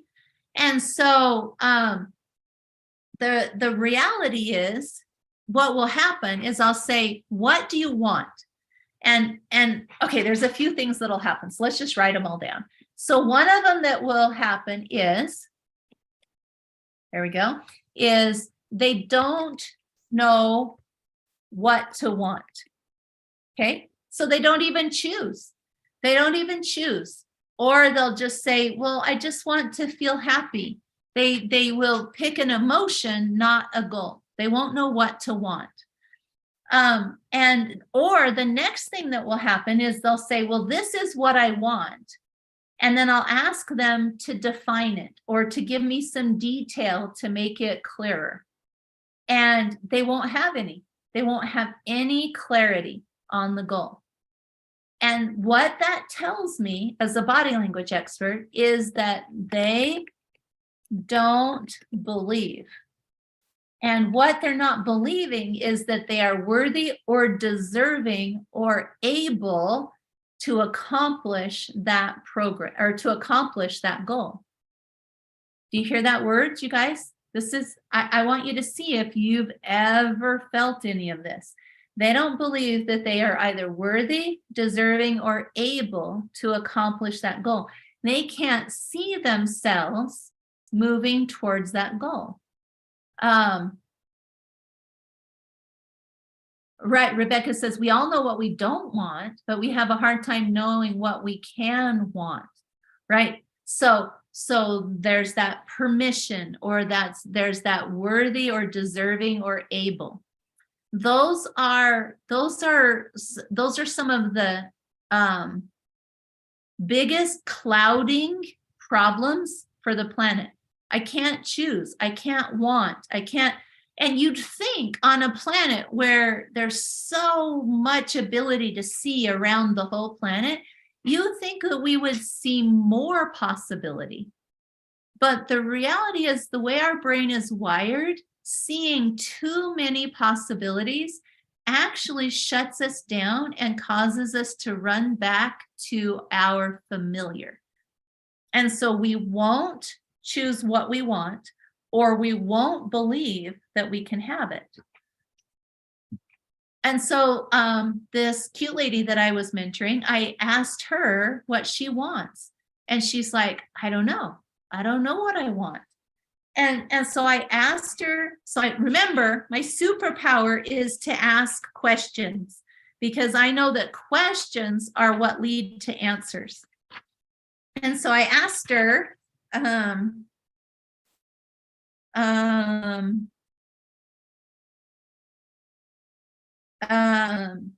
I asked her some questions, and we came to the, so without going through all of it, we came to this place where she realized, I don't think I'm good enough. I don't think I'm good enough to choose what I want. And I'm like, well, who do you need to be good enough to? And she's like, well, I'm not good enough for God. And I said, did God tell you that you're not good enough? And she goes, well, no. And I said, well, then who was it that told you that? And so we talked through this, and she realized it was her father. So just like I've been talking about, I absorb these programs, we have to be able to put words on. Okay, notice what we're doing here. We are building that bridge that I talked about, because the program is over here in the right side of the brain. The program's over here. In fact, let me go get the program and bring it here. Okay, there's the program. Let's bring it over here and put it on the right side. So the program's over here. The program's over here. Where are the words? The words are over here on the left side. The words are over here. So by asking questions and speaking it out loud, I build the bridge between the left and the right side of the brain. I'm putting words on the program, because the program left unspoken retains its power over me. Okay? The program unspoken retains its power over me. So I helped her put words to it. And she said, it's my dad that told me I'm not good enough. And so then I went through and I gave her the skills she needed to be able to unravel that program so that she could choose, because that's also on the left side of the brain. She needed to choose. She wanted choice to help build a bridge. So she needed choice and language to come over here and start building a bridge. And they built a bridge to that program. And when choice and language met up here on the bridge with her program, now when those meet, she can unravel and upgrade the program. Isn't that exciting? Angels singing voices here, right? Choice and language build the bridge to the program, and then the program can unravel and I can upgrade the program. So now she's off doing her homework so that she can let go of that program that she's not good enough to God that came from her dad, because she's putting choice and language on it. So do you see that now? Is that making sense? Right? Okay, raise your hand or tell me this is making sense, that you're seeing it. Because man, this has been life altering for me to understand this. That we have more power than we realize we have. And so like I told you, in breakthrough coaching this week, I gave them an assignment to raise their awareness. Because where's awareness? Is it on the left or the right side? Pop quiz. Where is awareness? Is it on the left or the right side? Where's awareness? Yep, it's on the left side. Consciousness is over here. Awareness is on the left side of the brain. So I need to be using my choice, my language, my time, and my step-by-step. I need to be using my problem solving, my action, my movement, all of these things.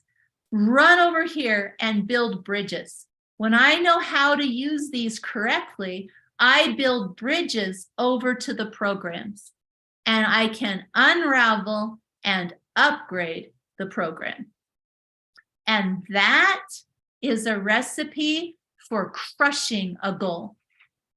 To crush a goal, because otherwise your program will sabotage your goal. It will.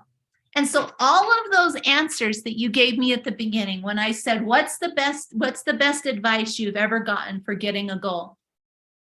All of those things that people didn't know, but when they stumbled across those and they're like, oh, you know what? I don't know why, but writing this down helps my goal happen.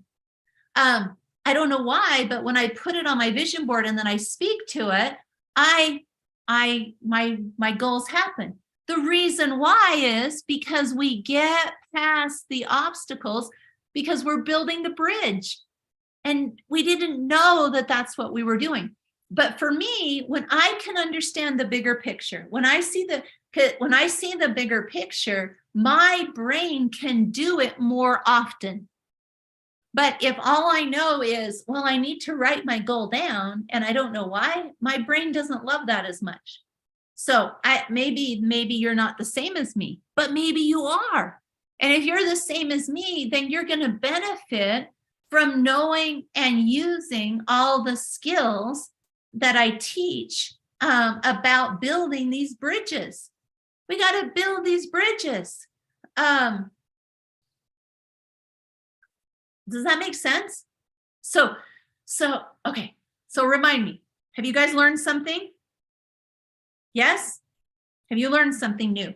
Does your brain have a new understanding? Or do you catch yourself scratching your head because that's the body language that your brain is growing new neurotransmitters? So let's talk about this goal that I just accomplished. So what this is this is called Hall of Fame status. So at CrossFit 4 years ago in January of 2019, in January of 2019, I went to CrossFit. Okay. I had been going to CrossFit for a little bit, and they gave me this app. So I had this app, and I had this tracking that they did. And the tracking that they were doing was saying that you did so many times, you went to CrossFit, and if you went for a month, you got a status. And so your status was, I don't remember, I think it was called iron status. And then if you did it for 6 months in a row, you got gold status. And then if you did it for a year, you got another status. And if you did it for 2 years, you got diamond status. Anyway, I looked at all those statuses, and for whatever reason, Hall of Fame status, it might even make me cry. It just spoke to my heart. I was like, I need Hall of Fame status. I need that. And I'm like, but that's silly. Why should I be dedicated to CrossFit for 4 years?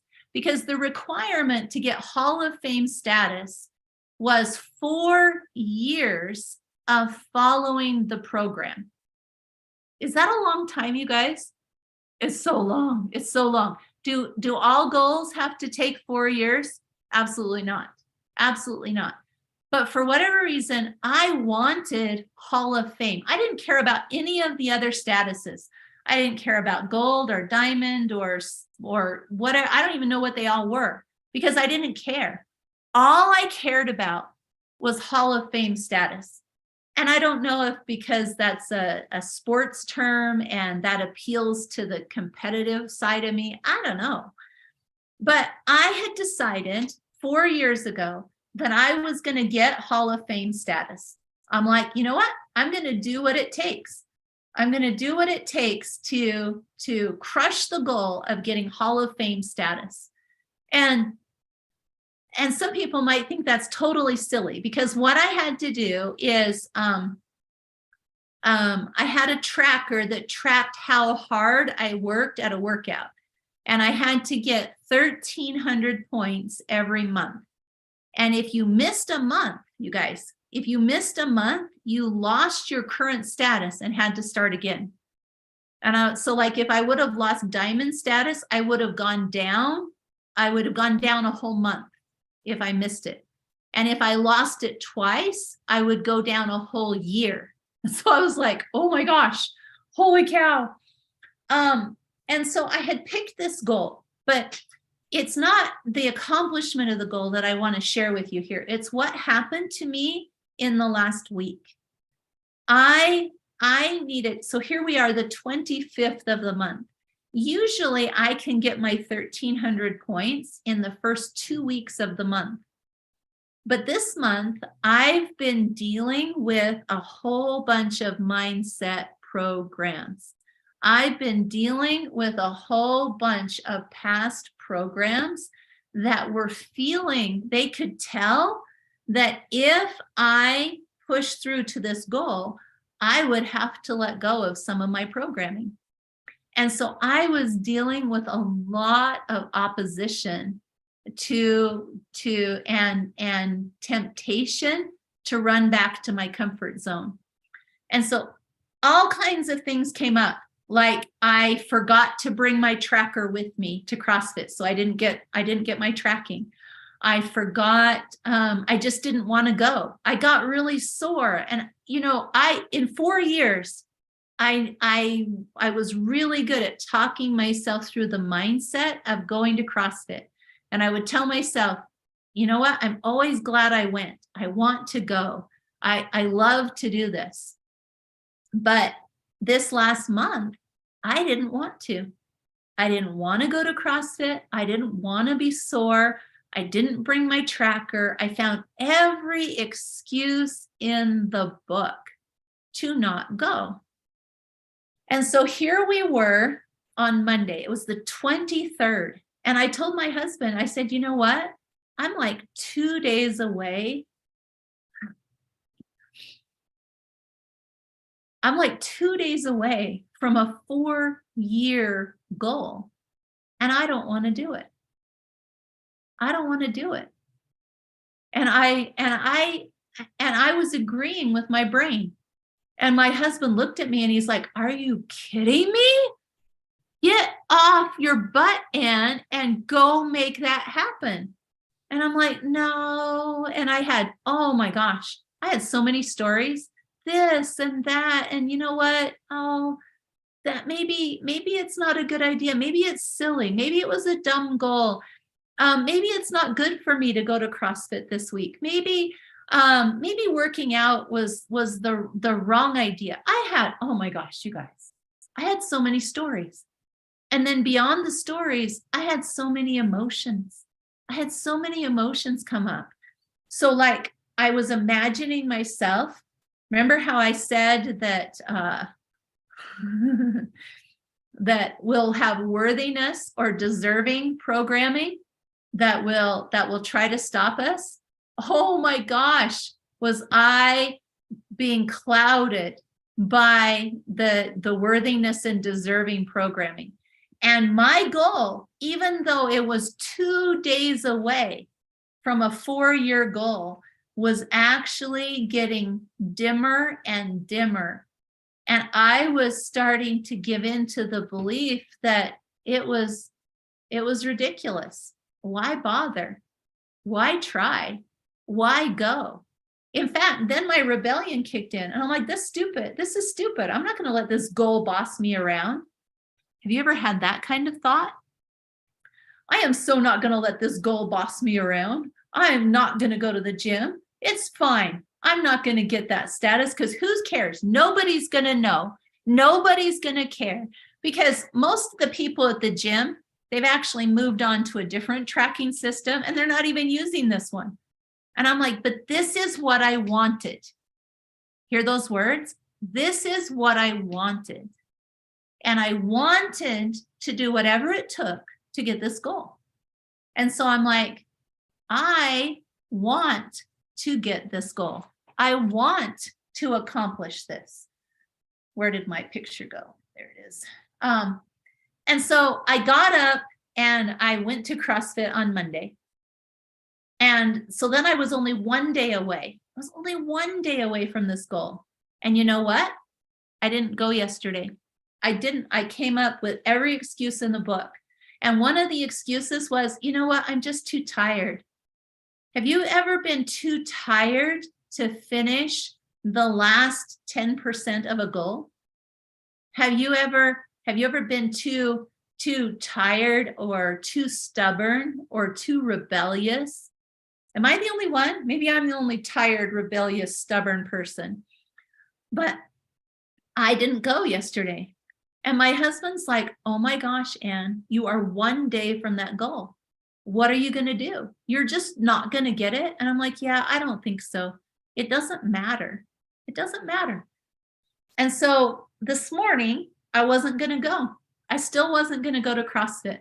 I was, right? Always too tired. I'm like, I'm too tired. I've got a webinar tonight. I really don't want to bother with this. And I had a quieter voice in my head. And this is what I was teaching somebody today in a mentoring appointment, is that you need to pay attention to the rebuttal voices. So a rebuttal voice is a voice that comes after your reasoning. So if my reasoning was all of the above, but right after that, there was a little quiet rebuttal voice that said, Ann, who will benefit from you crushing a 4-year goal? And I was like, oh, you mean this goal isn't just for me? You mean this goal will make me a lighthouse that other people can see it, that other people can believe that they can get a goal? Because I'm like, I told myself, I'm like, more people are not going to set a 4-year goal. Nowadays, people have trouble setting a 1-week goal. They have trouble taking action steps on a daily basis. But I heard the rebuttal voice. And the rebuttal voice, there's 2 kinds of rebuttal voices. There's negative ones and there's positive ones. And I heard this positive rebuttal voice. And all it said was what I wrote right here. I crushed a goal today, 4 years in the making.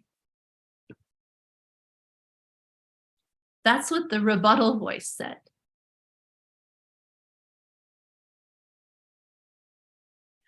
And I heard that voice and I realized that I have so many people that I work with that miss that don't know that they need to listen to the rebuttal voice, that they need to pay attention to it, the positive one, because the positive rebuttal voice is super quiet. It's super quiet. It is a voice that it's like below the programming. It's below. So remember how I said we've got this right side of the brain where there's this right side of the brain where there's our programming, but there's something below that. This is subconscious, but below the subconscious is the soul conscious. And that soul conscious has a voice. And that voice of that soul conscious is quiet, it's gentle, and it's speaking from a place of, and this is who you are, and this is why you're doing what you're doing. It's speaking from a place of remember who you are. Who you are got covered up by a whole bunch of programs. These programs have covered you up, and you're forgetting the soul conscious underneath. And I was like, it's so much easier to ignore the soul conscious. It's so much easier to pretend that I don't need that. But I heard that soul conscious voice say this: I crushed a goal today, 4 years in the making. Those were the exact words of my soul conscious. And I listened. The only reason I could listen is because I have practiced using head to toe tools. Because remember, I'm a body language expert, so I'm going to talk about it from the perspective of the body.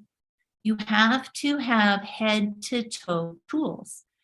And the head to toe tools, I wasn't going to share this. If I ever show you a yellow slide, it's not a slide I was supposed to show.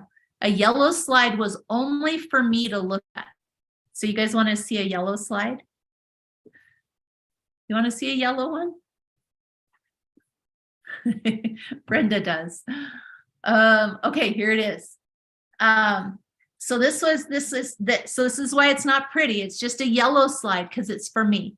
It's a note for me. And look what it says. It says the head to toe life skills.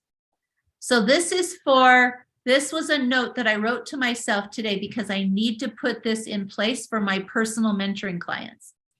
So I just wrote this note because it was in the middle of getting ready for this webinar that I had this new thought. Now, why did I have a new thought?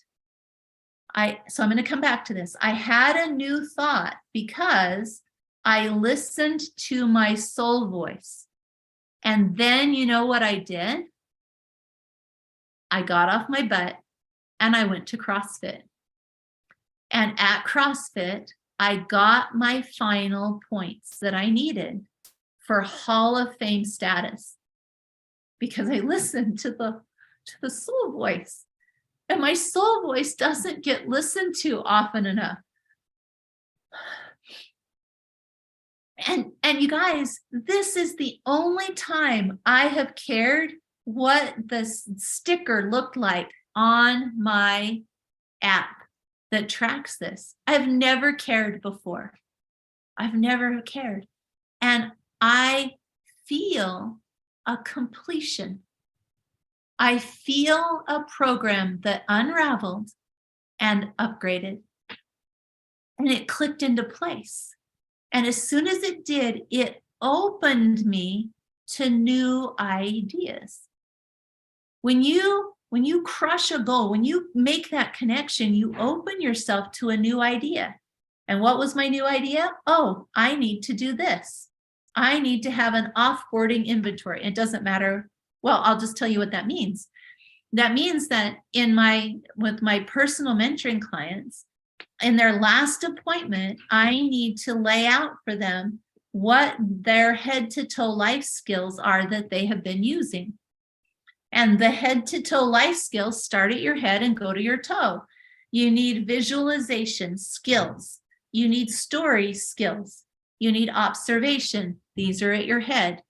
You need little voice skills. These are what you hear. You need voice and language skills. These are separate. They are here. See, head to toe. I need heart and emotion skills. I need to be able to hear my soul voice. I'm really practiced at hearing. We're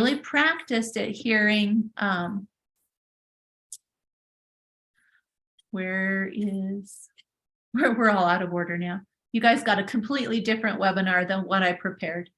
I'm really practiced at hearing the sabotage voices. I'm really practiced at hearing the programming voices, but I'm not practiced at hearing my soul voice. And today I became clear on that. I got that. And then I paid attention to what came next.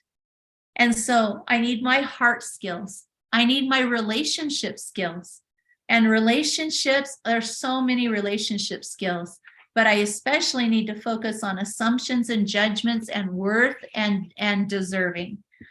I need money attention and time attention. These are two skills that are getting lost. As everything goes electronic, we are unprepared for our future, not more prepared.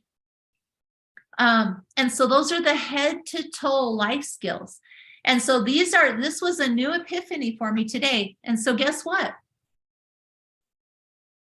Those of you on here that are in my breakthrough coaching, guess what we're going to be talking about on Monday?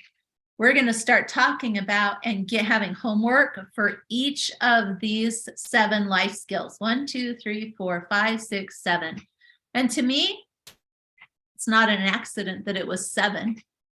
And somebody pointed out to me today that the year 2023 equals 7. If you add up 2023, it equals 7. And so I paid attention. I paid attention to the voice that was under my programming. And so today I crushed a goal 4 years in the making. And you can have this kind of crushing of a goal without having to do a 4-year one. You don't have to do 4 years, right? You can use these skills faster, because the beauty of life is this, is that when you find somebody who has learned something and you learn from them, you get to do it faster. You can weed out the mistakes and do the steps. I took 4 years to find my soul voice. You don't have to. You don't have to. So I told you at the beginning, I was going to give you the opportunity to book a call. I would highly recommend, if you want somebody on your team that is working on themselves, they're not just teaching. You guys, I look at a lot of people out in the world that are trying to teach self-help skills, and they miss the mark. Some of them are huge and they miss the mark because all they're doing is teaching, not doing. And as a body language expert, I can see the difference. I can totally see the difference, because you can grow just from teaching. Absolutely. That's using your voice, the voice skill and the head to toe life skills. That's using your voice. You can grow from that. But what if you grow from doing the others too? What if you grow from that? Oh, you guys, all these comments are so great. And I go back and read all of them, just so you know.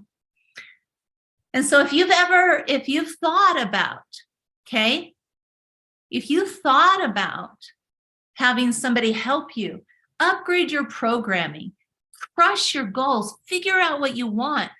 I told you there was a gentleman that I was mentoring today, and I asked him, I said, what's your goal?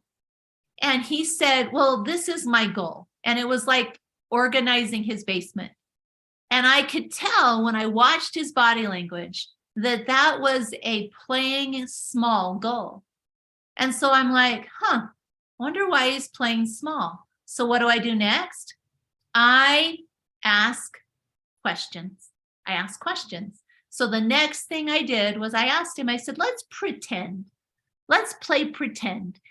Let's pretend that your basement is all organized. What would you do next? And I said, and he's like, well, I don't know, because it would depend on what people need. And I won't know yet because I'm not until that's already organized. And so that told me what his emotional coping style is. So his emotional coping style, if you listened to me in October, I talked about emotional coping styles. And so his emotional coping style is to please other people. That's the program he got as a child, right?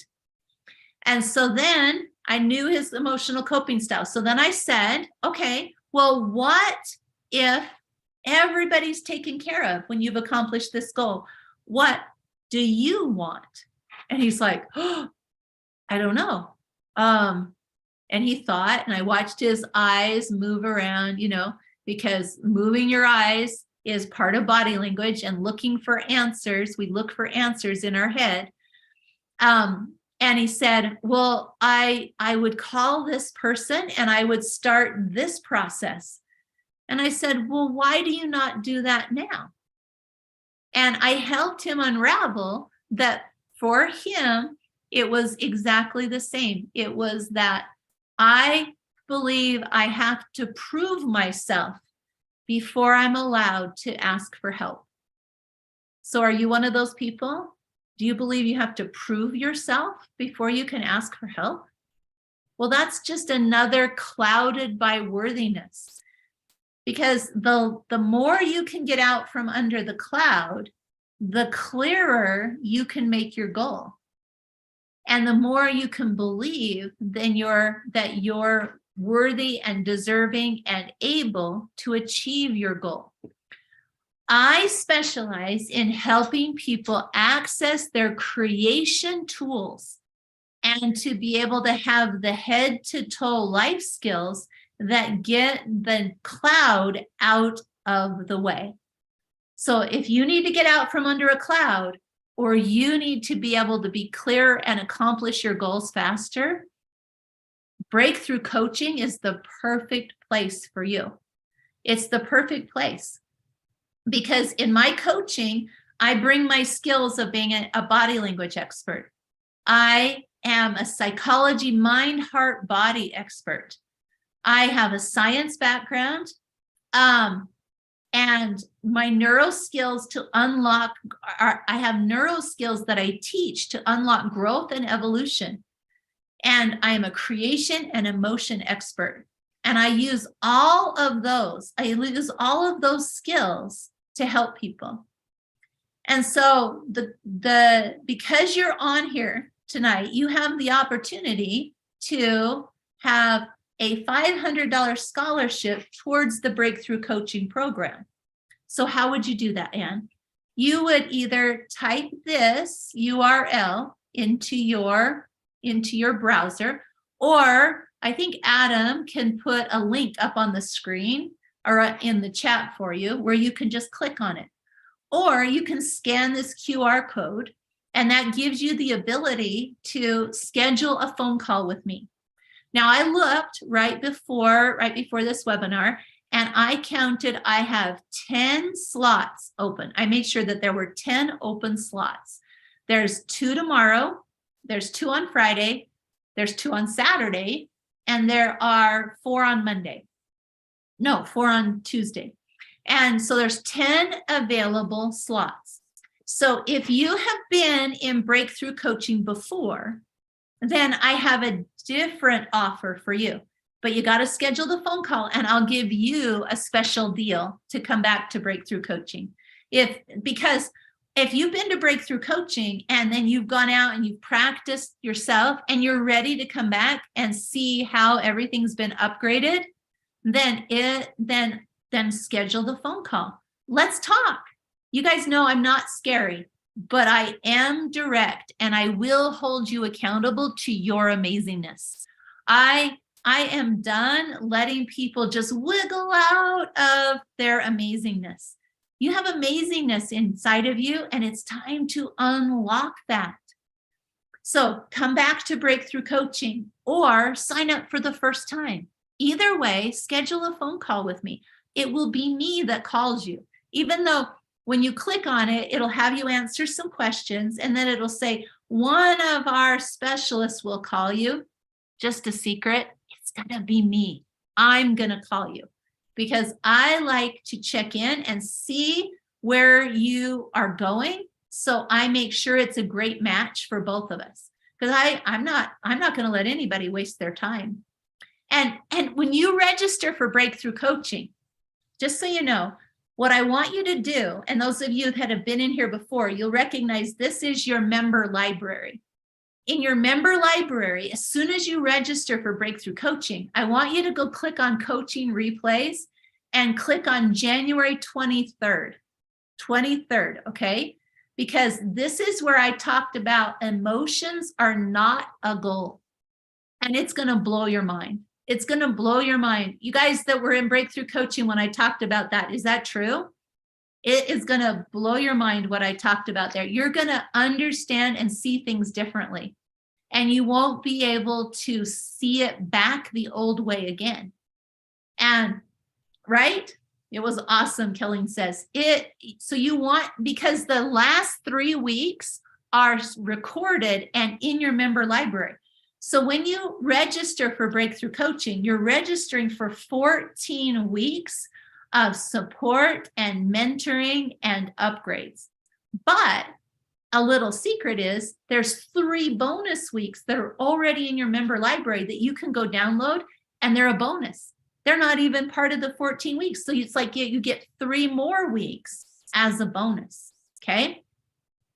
So this is what you'll do. You'll click on the link that's in the chat. I love it. Lee says, best 14 weeks I've ever had. I love it. Here's what a couple of other people have said recently. Breakthrough coaching came at a time I didn't know I needed it. Anne establishes a place of acceptance where you can come with the obstacles you face and know she will use her experience and talents to help you navigate. And here's another one. What an incredible lesson, and it sparks some new ideas for me. Your work, passion, and dedication is so inspiring, and your message is profoundly original and timely in the world we live in. And that is from a psychologist, because in my breakthrough coaching, I have lawyers, I have psychologists, I have CEOs, stay-at-home moms, retired people. I've had Shark Tank entrepreneurs that have been on Shark Tank. Couples, young single adults, moms, dads, speakers, all of these kinds of people have come to the class because they all need to understand this. They need to understand them. So don't just keep struggling by yourself. Catapult yourself forward. Catapult yourself forward. So will you do it? Will you do it? Have you done it yet? Have you done it yet? I haven't seen notices on my phone yet because I'm still doing the webinar, but it's going to tell me who I get to talk to. And so I'm really excited to think, oh my gosh, I'm going to open my phone and see your name, that you and I get to talk about breakthrough coaching. And I'll answer all your questions, but I'm going to ask you questions too.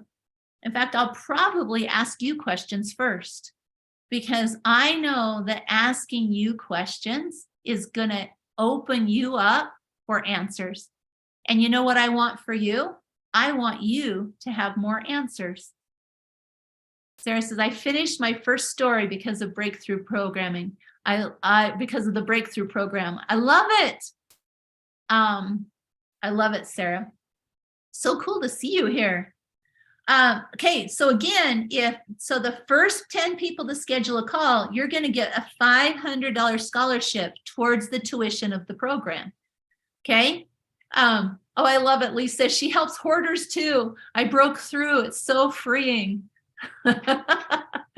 I love it. Love it, you guys. I love seeing people's accomplishments and celebrating with them, because that's how you own your new level. Then the other thing to know is the first 5 people who complete their registration for breakthrough coaching are also going to receive 2 bonus mentoring appointments where you and I are going to meet one-on-one over Zoom. 2 bonus appointments. And this is what somebody just said yesterday about their breakthrough appointment that they had with me. They said, right here, they said, I just had my personal appointment with Ann. She has made things so clear for me. I was walking in a dark fog. See those words, you guys? And I couldn't see a way out. Now I have a way. Isn't she the most wonderful mentor ever? Aw, I love that. I love it so much. Brenda says, I scheduled a call. Is that what you mean, Brenda? She says, I sent the email. I want your questions. They take me places I never thought I would go. Absolutely. I love it.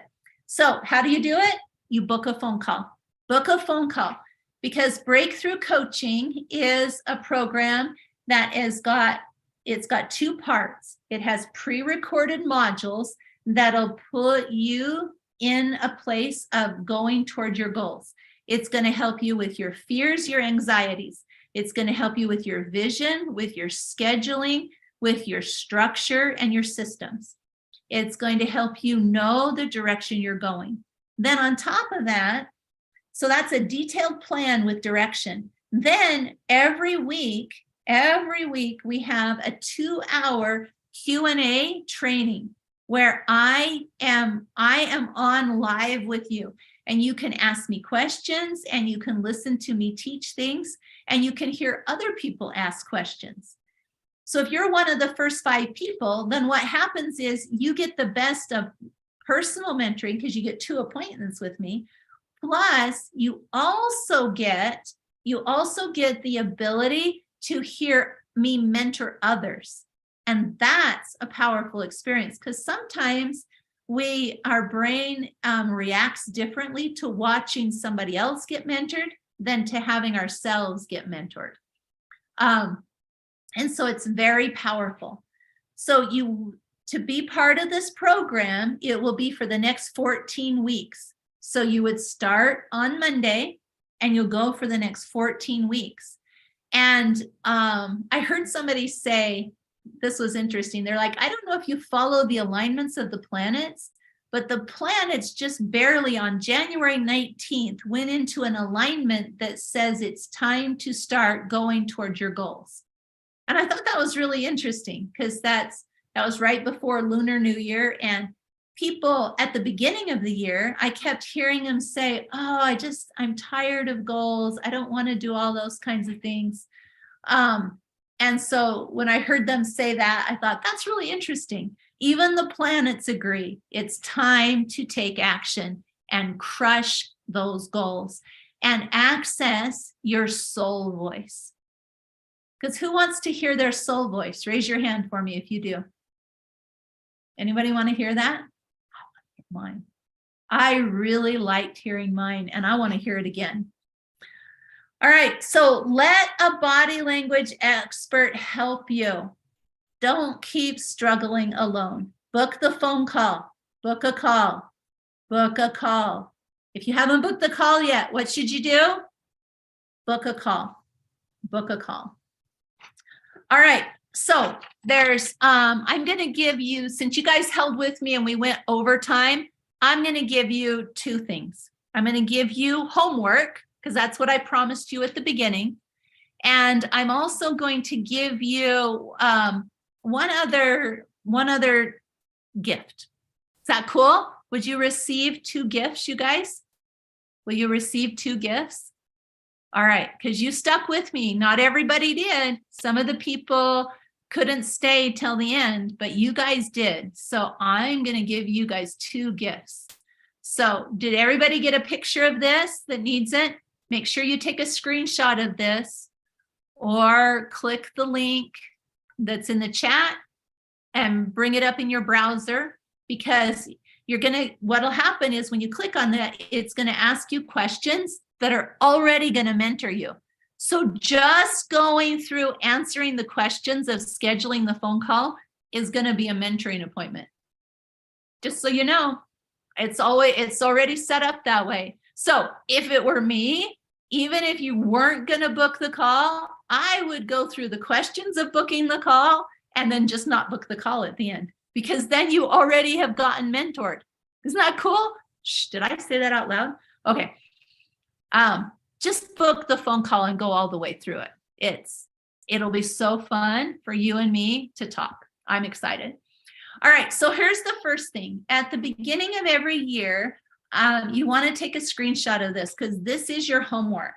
This is how you prime your brain for the coming year. So you need to go through and answer these 15 questions. Because at the beginning, remember, you agreed that you would do the work. So here is one of your bonuses.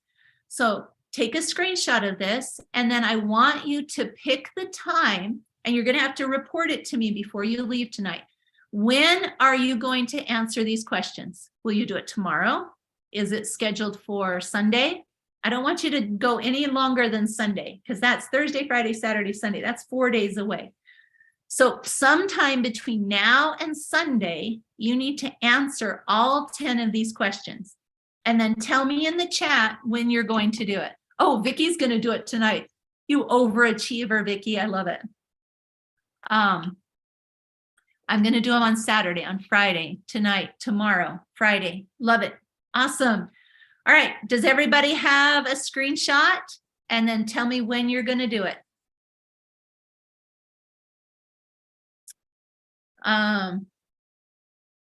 Joanne, I love it. So Joanne's in Breakthrough Coaching and she's like, I already did it because I'm in class, but I'm going to challenge somebody else to do it. Beautiful, Joanne. So if you're in my Breakthrough Coaching and you've already done it, then challenge somebody else to do it. Absolutely.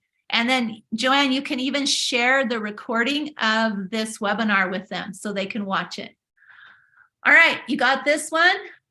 So now here's your other one. So this other one is, I haven't shared this with anybody yet, but this is really powerful for being able to understand how a program perpetuates, how it keeps running in our lives. What happens is, oh, Robert, so good to see you. I'll do it on Thursday morning. Good job, Robert. Love it. Okay, Janet, Sunday evening, Charity tonight and tomorrow. Excellent. Okay, so here's what happens. We have something happen in our life that didn't quite make sense, whatever it was. Maybe somebody treated us mean. Maybe we had an experience that we didn't have meaning for. But our brain wants to make sense of our world. So in order to make sense of it, it comes up with a story.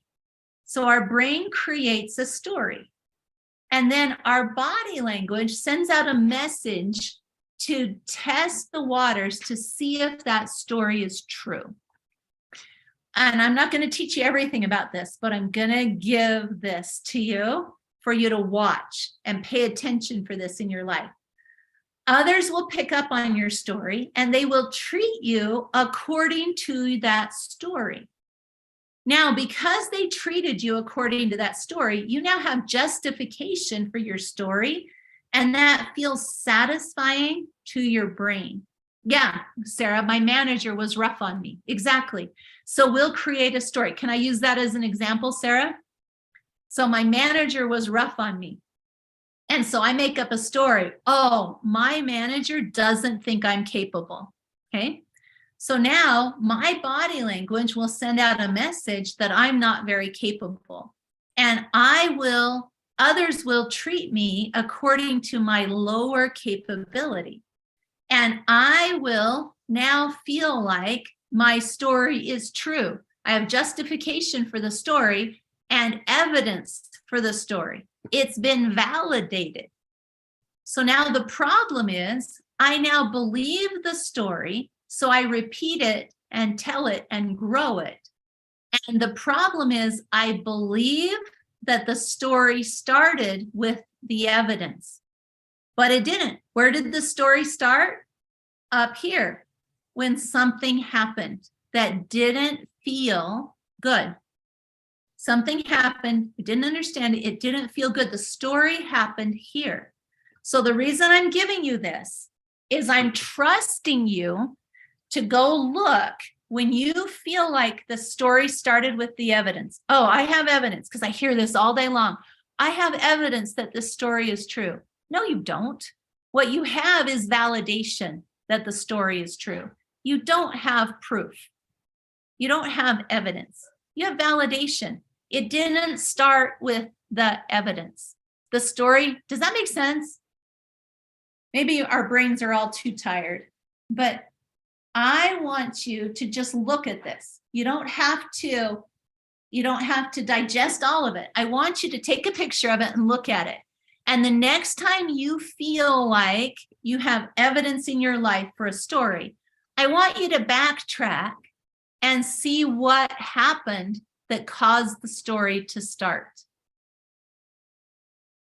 Did that make sense, Sarah? Yes, Diane, find the seed, not the full-grown weed. So this, being able to see this pattern gives us a chance to interrupt the program. What? You have two skills because you stayed to the end. You can prime your year with your brain priming, and you can now also look to interrupt your programs. Oh, so Lenny, yes and no. So Lenny said, would you agree that if you're on a high vibration, the ones who are on a low vibration will see you as a threat? I would say that they see you as a threat to their comfort zone. So their first initial response will be to try to pull you to their level so that you give their comfort zone permission. Does that make sense? But if you'll hold your vibration, it actually sends out permission for them to raise their vibration. And so, yes, because this happened to me when I first, we still got to go. But when I first started upgrading me, my family did not like it. And they tried to crab bucket me back down to who I used to be, to who they were used to. But I held my vibration and my family matched and came up to the higher vibration. Does that make sense? All right, excellent. I love it. Lee, I hope you're scheduling a phone call with me because that's a good phone call to have.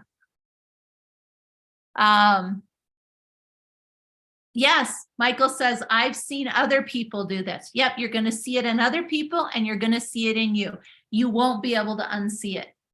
So you learned something, you committed to new action, you scheduled your phone call, and then those of you that are going to join me in breakthrough coaching and personal appointments, I am so excited to work with you. We are going to access your creation power. We are going to access your soul voice, and we are going to make a difference for this planet. Jenny, you're a bit nervous. Perfect. I can't wait to talk to you. All right. I love you guys. Have a great night. Thank you for joining me for an extra half hour tonight, and go make a difference. It's worth it, you guys. Let's go crush our goals. You got the recipe. Let's crush the goals. Have a great night.